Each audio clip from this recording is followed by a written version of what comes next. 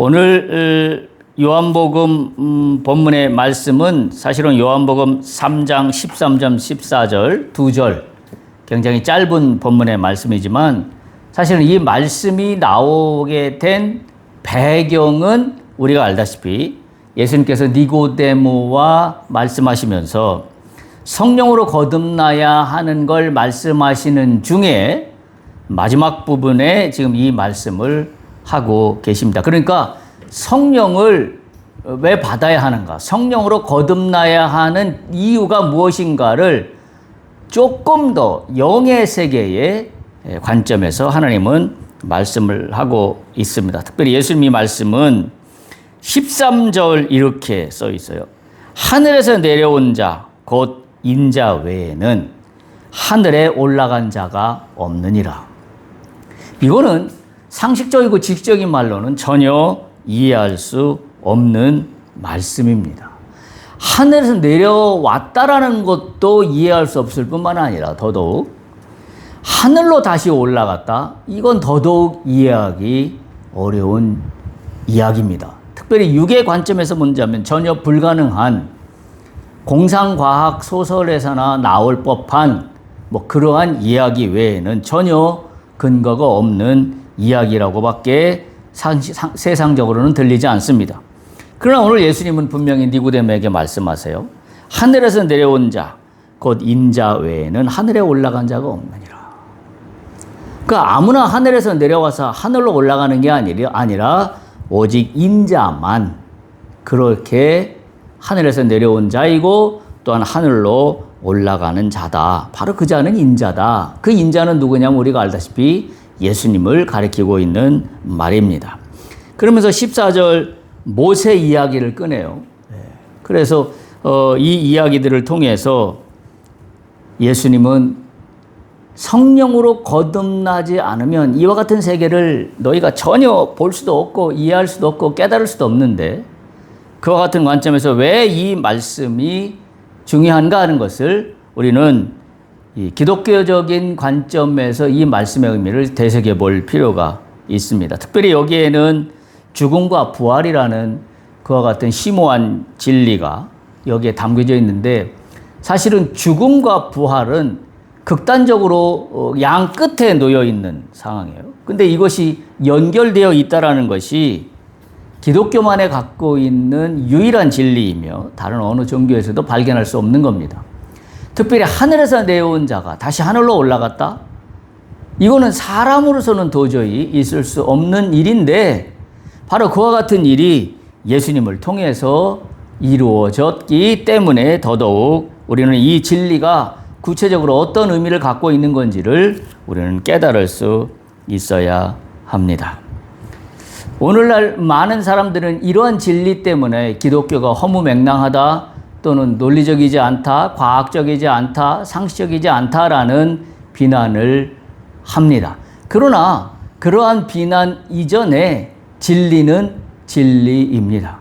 모든 진리가 사람들에게 이해될 수도 없고 사람들이 모두 깨달을 수 있다면 그건 어쩌면 진리라고는 이야기할 수 없고 그냥 사실, 팩트 이 정도 선에서만 이야기할 수 있을 겁니다. 그러나 진리라는 것은 사실과 팩트를 포함할 뿐만이 아니라 그 이상의 의미를 담고 있는 것입니다.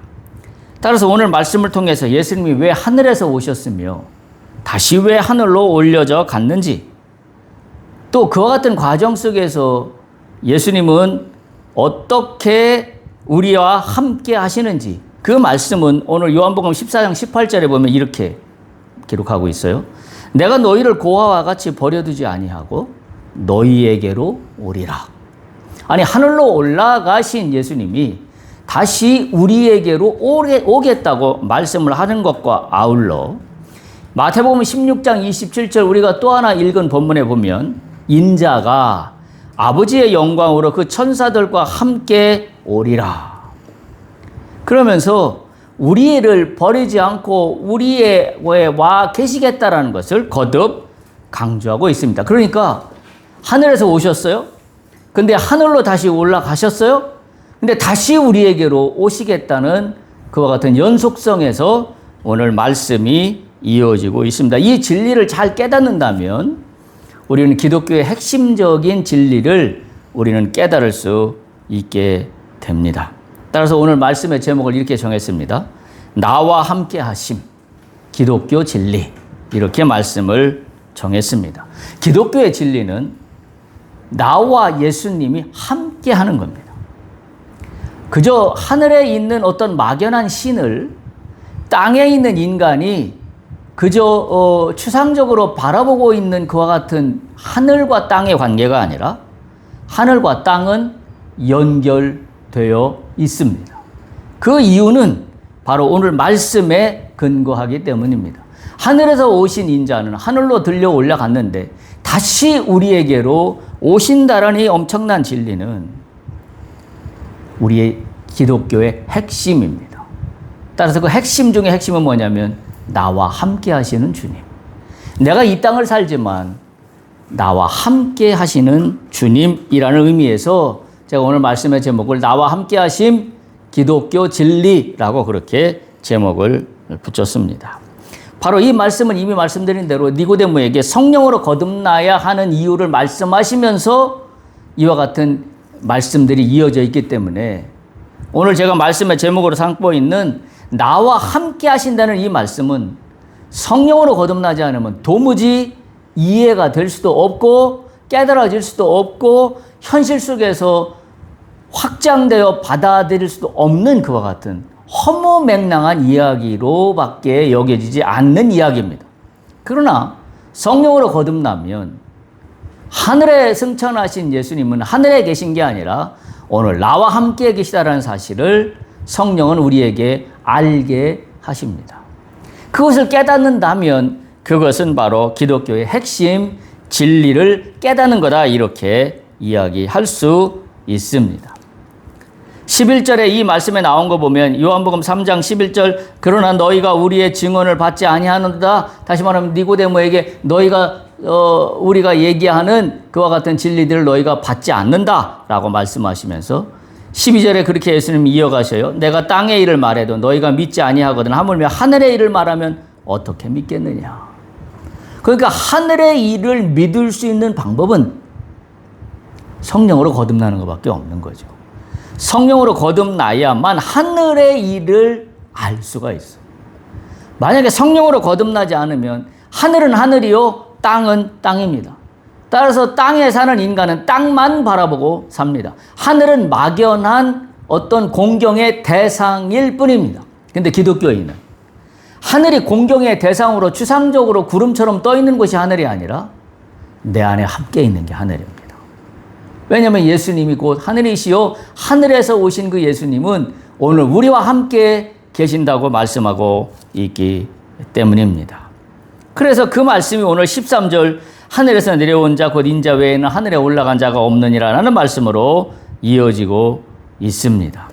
하늘에 대한 예수님의 권위 있는 메시지가 우리에게 선포되고 있습니다. 참 놀라운 일입니다. 그분은 하늘에서 내려오신 분이셨다. 이게 참 어마어마한 진리예요. 하늘에서 내려오신 그분을 나는 믿고 있다. 이게 또한 어마어마한 사실입니다. 그런데 그분은 이 땅에 하늘에 계시지 이 땅에 왜 오셨는가? 이미 우리가 알다시피 그분은 우리를 구하시고자 하는 사명 때문에 하나님의 뜻을 이루기 위하여 이 땅 가운데 오셨습니다. 따라서 하늘로 다시 올라간다는 이야기는 그분의 원래의 본향으로 가신다는 이야기고, 그러나 그분은 그 본향에만 머물고 있는 게 아니라 오늘 우리와 함께 계신다는 사실이에요. 참 이것이 다른 여타 종교에서는 이해도 할 수 없고 깨달을 수도 없은 어마어마한 진리입니다. 그런데 우리는 이 진리를 믿고 사는 사람들, 그 사람들이 바로 그리스도인입니다. 할렐루야. 여러분들은 그리스도인입니까? 그리스도인이라면 나와 함께 하시는 주님. 나는 하늘과 연결되어 있는 이 땅에 살고 있는 나. 그와 같은 의미를 우리는 이해할 수 있게 됩니다. 요한복음 1장을 시작하면서 예수님이 누구신지를 우리는 분명히 알아볼 수 있었어요. 다시 한번 기억한다면 태초에 하늘에 말씀이 있었습니다. 태초에 말씀이 있었다라고 요한복음 1장 1절은 시작합니다. 근데 그 말씀 안에는 생명이 있었는데 그 생명이신 말씀이 하늘로부터 이 땅에 내려오셨는데 바로 육신을 입고 인간의 모습을 입고 이 땅에 오신 분이 바로 그리스도 예수시다라는 것이 요한복음 1장을 시작하면서 선포되고 있는 어마어마한 진리입니다. 마치 장중한 어떤 오케스트라의 웅장한 그 음악이 흐르는 가운데 뭔가 우주가 쫙 열려지면서 땅과 하늘이 연결되는 것들을 상상해 볼 것 같은 그와 같은 의미의 말씀이 요한복음 1장에서 펼쳐지고 있는 겁니다. 그런데 오늘 본문을 삼고 있는 요한복음 3장 13절에서 14절을 보면 예수님의 승천, 임재 이런 것들이 한꺼번에 말씀되고 있는데 하늘에서 내려온 자는 하늘에서 다시 올라가는데 이 사람은 인자다 라는 거예요.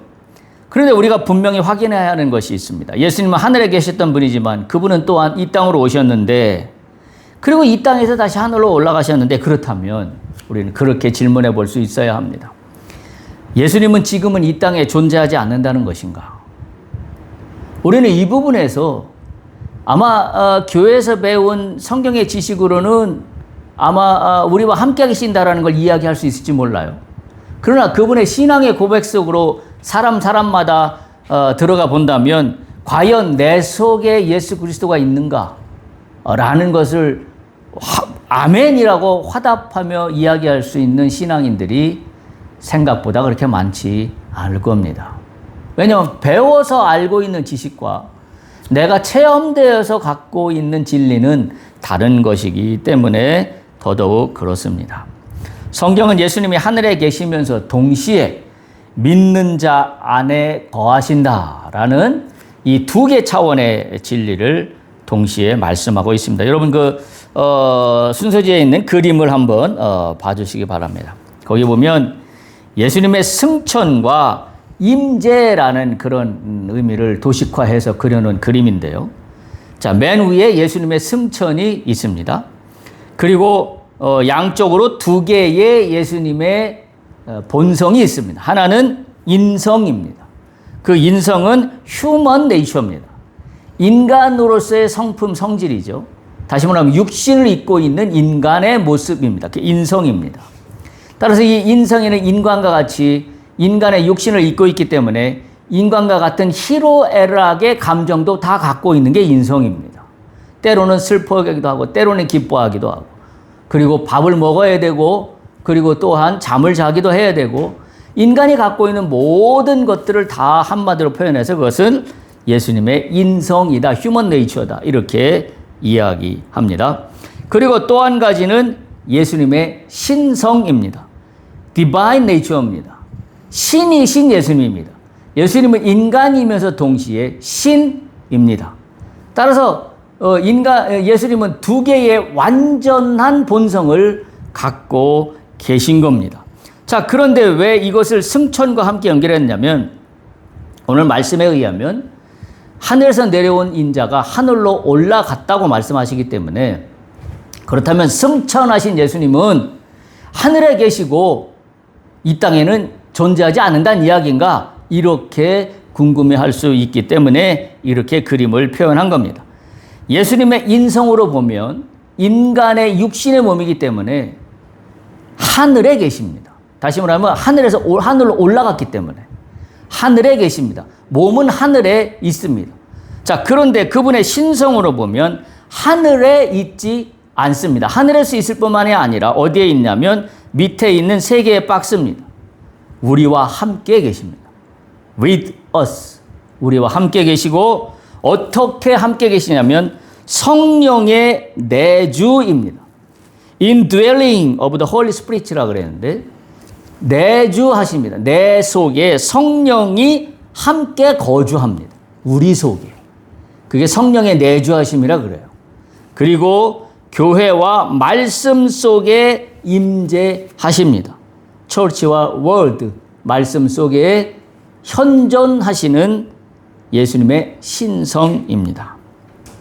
예수님은 십자가에 죽으시고 부활하신 뒤에 제자들과 함께 계시다가 승천하셨는데 제자들에게는 커다란 두려움이 있었습니다. 제자들은 어떤 두려움이 있었냐면 예수님이 떠나시면 우리는 어떻게 되는가? 왜냐하면 예수님이 그때만 해도 제자들 속에도 예수님과 함께 공생의 3년을 예수님의 제자로 살아가는 동안에도 그들은 예수님이 우리를 인간적으로도 세상에서 로마의 압제로부터 해방시켜줄 그와 같은 인자로 생각했습니다. 그때 예수님께서 나는 죽고 부활하겠다라는 말씀을 제자들 앞에 선포하실 때 제자들은 깜짝 놀랐습니다. 이게 무슨 말씀인가? 죽는 것은 또 무엇이고 다시 부활한다는 건 또 무슨 이야기인가? 특별히 그들이 어마어마하게 놀란 이유는 죽는다는 말씀을 하시고 사흘 만에 다시 살아난다는 말씀을 하시기에 제자들은 더욱더 놀라지 않을 수가 없습니다. 그와 같은 말씀을 들은 바이기 때문에 제자들은 예수님이 우리를 떠나신다면 그동안 우리가 예수님을 쫓아 때로는 사람들에게 비난과 멸시와 조롱을 받아가며 예수님의 제자로 이 땅에서 살아왔는데 우리는 어떻게 되는 것인가? 우리는 이제 끝나는 것이 아닌가? 그와 같은 의문을 가지지 않을 수가 없습니다. 이 이야기는 지금 그때와 이때는 우리 이 시대는 전혀 시대가 다르고 상황이 다른 상황이지만 영적으로 보면 똑같은 상황입니다. 제자들이 그때 느꼈던 그 감정, 예수님이 하늘로 올라가시면 우리는 어떻게 되는 거지? 다시 말하면 뭐예요? 이제는 더 이상 눈으로 보이지 않는 예수님입니다. 예수님이 땅에 거하실 때 육신으로, 인성으로, 육신으로 함께 거하실 때는 제자들은 늘 조반도 같이 드시고 늘 행하시는, 사역하시는 예수님을 눈으로 보아왔습니다. 그런데 눈으로 보이지 않는 예수님의 상황 속에 제자들은 처하게 된 겁니다. 오늘 우리도 그렇죠. 예수님을 우리는 육신으로 전혀 볼 수가 없습니다. 그렇다면 그때 가졌던 제자들의 마음하고 똑같은 마음도 우리에게는 있을 수 있습니다. 눈에 보이지 않는 예수님, 우리는 그럼 누구를 믿는 거지? 어떻게 해야 되는 거지? 우리는 이 땅을 어떻게 살아가야 되는 거지? 라는 의문을 가지게 되는 건 어쩌면 자연스러운 일인지 모릅니다. 그러나 오늘 말씀 속에서 예수님은 하늘에만 계신 게 아니라 우리와 함께 하신다는 것을 여러분이 발견할 수 있어야 합니다. 성령을 통하여 내주하시는 주님을 발견할 수 있어야 합니다. 인간적으로 보면 예수님은 더 이상 계셨던 그 자리에 있지 않습니다. 그러나 오늘 이 성령을 통해서 내주하실 때 우리가 알게 되는 예수님과 함께 거하고 있다는 이 사실은 기독교 신앙은 뭘 이야기하냐면 오늘 육신적으로 보이는 예수님의 부재가 아니라 영적인 임재입니다. 할렐루야. 부재가 아니라 임재입니다. 우리는 눈으로 예수님이 보이지 않지만 그렇다고 해서 눈으로 보이지 않는 예수님이 부재 중에 계신 것이 아니라 우리의 육신에만 부재 중일 뿐이지 그분은 실질적으로 우리와 함께 계십니다. 할렐루야. 그것을 우리는 임재라고 합니다. 따라서 예수님은 눈에 보이지 않게 떠나신 것이 아니라 다른 방식으로 우리와 함께 거하십니다. 그게 누구예요? 성령. 성령의 내주하심이라는 말이 바로 그런 의미를 담고 있는 거죠. 성령을 통하여 우리는 언제나 예수님과 함께 있습니다. 그래서 이 말을 기억하시기 바랍니다. 기독교의 신앙은 부재가 아니라 임재의 종교입니다. 따라서 우리가 육신의 눈으로만 쫓아가는 신앙을 갖고 있다고 한다면 우리는 영원히 뭔가 눈에 보이지 않는 것 때문에 부재 중인 예수님을 붙잡고 있다는 신앙이 허무맹랑한 것처럼 보일 수 있을지 모릅니다. 그러나 성령의 내주하심으로 말미암아 성령으로 거듭나면 예수님은 부재가 아니라 나와 함께 임재하고 계신다는 사실을 우리는 깨닫게 됩니다. 예수님은 부활 후 하늘로 승천하셨습니다. 사도행전 1장 9절에서 11절에 보면 그렇게 증언하고 있어요. 예수님께서 이 말씀을 마치시고 그들이 보는데 올려져 가셨다라고 기록하고 있어요. 구름이 그를 가리어 보이지 않게 됐는데 갈릴리 사람들아 하라고 하면서 흰옷 입은 두 천사가 그들에게 이야기합니다. 어찌하여 서서 하늘만 쳐다보고 있느냐? 너희 가운데 하늘로 올려진 이 예수는 하늘로 가심을 본 그대로 오실 것이다 라고 천사가 이야기를 해줍니다. 이 오신다는 말은 구체적으로는 직접적으로는 재림하실 예수님을 이야기하지만, 그렇다면 승천하신 예수님과 재림할 때까지 부재 중인 거냐? 그게 아니라 그 상황 속에서는 예수님은 성령으로 내주하심으로 우리와 함께 계시다는 사실을 우리는 알게 됩니다. 히브리서 9장 24절에 보면 이렇게 기록되어 있어요. 그리스도께서는 참 것의 그림자인 손으로 만든 성소에 들어가지 아니하시고 바로 그 하늘에 들어가사 이제 우리를 위하여 하나님 앞에 나타나셨다. 인성, 다시 말하면 육체를 가지신 예수님은 공간적으로도 하늘에 함께 계십니다. 그 몸이 바로 부활의 몸이 될 것이고, 그리고 그것은 바로 성령을 통하여 우리와 함께 계시다라는 임재를 의미하고 있기에 동시에 주님은 우리와 함께 계신 것입니다.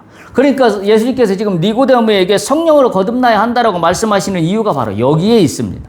그렇지 않으면 승천하신 주님은 부재 중이 아니라 임재 중이신 주님이라는 것을 깨닫지 못하기 때문입니다. 그래서 예수님은 니고데모에게 네가 율법적으로만 알고 있다라고 한다면 눈으로 보이는 것이 전부라고 이야기하겠지만, 성령으로 거듭나면 눈으로 보이는 것이 아니라 오히려 눈에 보이지 않는 예수님은 오히려 나와 함께 계시다는 그 어마어마한 진리를 체험하게 된다라는 그 같은 상황입니다.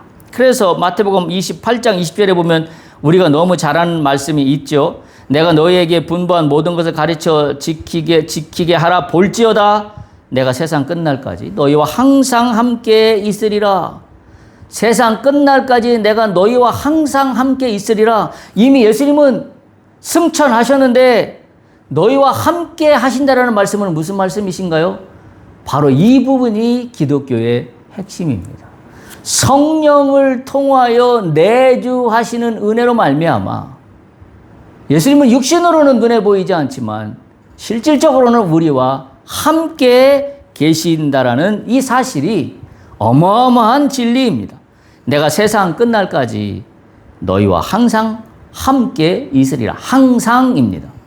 있다가 없다가, 없다가 있다가, 필요하면 있다가 필요 없으면 없다가가 아니라 always 항상입니다. 항상이란 말은 임재입니다. 우리는 주님이 나와 함께 거하시는 임재 상태에 있음을 믿어야 합니다.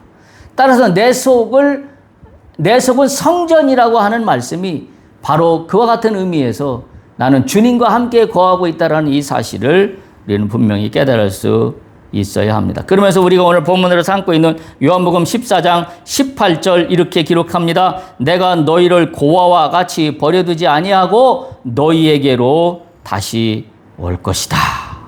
조금 있으면 세상은 다시 나를 보지 못할 것이로되 너희는 나를 보리니 내가 살아있고 너희도 살아있겠음이라. 그날에는 내가 아버지 안에 너희가 내 안에 내가 너희 안에 있는 것을 너희가 알리라. 이게 임재예요. 내가 아버지 안에 너희가 내 안에 내가 너희 안에. 아버지와 예수님과 우리가 하나입니다. 어떻게? 영적으로. 내가 아버지 안에 너희가 내 안에 그리고 내가 너희 안에. 예수님이 우리 안에 계신답니다. 참 어마어마한 축복의 말씀이 아닐 수가 없습니다. 그런데 이것은 성령으로 거듭나지 아니하면 전혀 이해할 수 없는 구름 같은 이야기입니다. 그래서 바울은 갈라디아서 2장 20절에 우리가 너무 잘 아는 유명한 말씀으로 고백하고 있는 겁니다. 내가 그리스도와 함께 십자가에 못 박혔나니 그런즉 이제는 내가 사는 것이 아니요 오직 내 안에 그리스도께서 사는 것이라. 이제 내가 육체 가운데 사는 것은 나를 사랑하사 나를 위하여 자기 자신을 버리신 하나님의 아들을 믿는 믿음으로 믿음 안에서 사는 것이다 라고 바울은 고백하고 있는 것은 그가 엉뚱한 이야기를 하고 있는 게 아니라 이미 바울은 뭘 경험하고 있는 거예요? 성령의 내주하심을 통해서 예수님이 나와 함께 하시는 것을 체험하고 있는 거예요. 그러니까 바울은 이런 고백이 나오는 거예요. 이제 내가 사는 것이 아니요 오직 내 안에 그리스도께서 사시는 것이다. 내가 하는 모든 것은 나의 뜻과 나의 의지로 사는 것이 아니라 그리스도께서 내 안에 있기 때문에 나는 그 뜻을 받들어서 내가 행할 뿐이다 라는 바울의 고백이 그래서 나오는 거예요. 만약 바울이 니고데모처럼 바울도 어마어마한 율법학자였잖아요. 당대 최고의 율법 석학이었습니다. 그런데 그런 바울이 만약 예수님을 영적으로 만나지 못했다면 니고데모하고 똑같았을 겁니다. 그런데 니고데모와 똑같은 입장에 있던 율법에 정통한 바울은 예수님을 만난 후에 그는 영의 세계까지 그의 이해의 확장이 되었습니다. 그러다 보니 그는 이런 고백을 하고 있는 거예요. 내가 사는 것은 이제 내 안에 그리스도께서 사시는 것이다 라는 고백을 하고 있는 겁니다. 신학적으로 요약을 하면 예수님은 하늘에 계시면서 또한 우리 안에 계십니다. 바로 그와 같은 예수님이 우리 안에 계시기 때문에 우리는 그 그림을 다시 한번 볼 수 있기 바라요. 그와 같이 우리는 설명하고 이야기할 수 있는 겁니다. 예수님은 인성과 신성을 가지고 계시고 예수님의 인성은 이미 육체는 부활하여 승천하셨기 때문에 하늘에 계시지만 그러나 예수님의 신성은 성령의 내주하심으로 말미암아 우리와 함께 있습니다. 할렐루야. 우리와 함께 있는 예수님은 오늘 두 가지를 통하여 우리에게 임재하십니다. 하나는 교회를 통하여 임재하십니다. 그리고 또 한 가지는 말씀을 통하여 임재합니다. 우리는 예수님을 어떻게 만날까요? 우리는 예수님을 어떻게 볼 수 있을까요? 우리는 예수님을 어떻게 나와 함께 거한다고 내가 얘기할 수 있을까요? 우리는 말씀 속에서 발견할 수 있습니다. 여러분이 말씀을 읽을 때 예수님이 함께 하심을 믿어야 합니다. 나는 그저 글자로 써 있는 문장을 읽는 것이 성경 말씀이 아니라 성경 말씀을 읽는 가운데 예수님이 이 말씀 가운데 살아서 나와 함께 하신다는 생각을 우리가 믿어야 합니다. 그게 믿음입니다. 그게 예수님의 신성이 우리 가운데 임하는 역사입니다. 따라서 우리가 명확히 해야 될 것은 예수님은 지금 이 땅에 존재하지 않는 것이 아니라 예수님은 오늘도 나와 함께 하신다. 우리는 이 믿음을 굳건히 붙잡아야 합니다. 여러분, 믿음은 누구나 다 믿을 수 있는 것, 누구나 다 상식적으로 알 수 있는 것을 믿는 것은 믿음이 아닙니다. 그냥 그것은 눈에 보이는 팩트일 뿐입니다. 믿음이라는 것은 내가 눈에 보이는 것을 믿는 게 믿음이 아니라 눈에 보이지 않는 것을 믿을 수 있는 게 믿음입니다. 왜냐하면 눈에 보이지 않는 것이 허황되거나 거짓말이나 없는 것을 이야기하는 것이 아니라 바로 이와 같은 세계가 있기 때문입니다. 예수님의 신성에 속한 세계가 있기 때문입니다.